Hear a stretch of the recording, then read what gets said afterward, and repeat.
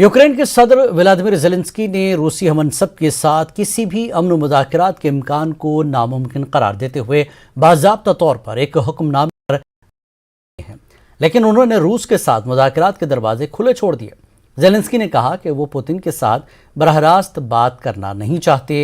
वहीं क्रेमलिन ने कहा कि मॉस्को अमन मुज़ाकरात के हवाले से यूक्रेन के मौक़िफ़ में तब्दीली का इंतज़ार करेगा और मज़ीद कहा कि उसे मुज़ाकरात के लिए दो फरीकों की ज़रूरत है।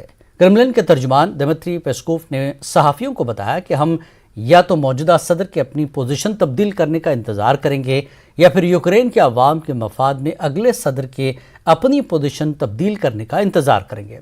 ज़ेलेंस्की का ये बयान एक ऐसे वक्त में सामने आया है जब जुमे के रोज़ रूस ने 4 इलाकों को अपने मुल्क में शामिल करने का ऐलान किया था। हालांकि यूक्रेन और मगरबी इत्तेहादियों ने रूसी इक़दाम को गैर कानूनी करार दिया था।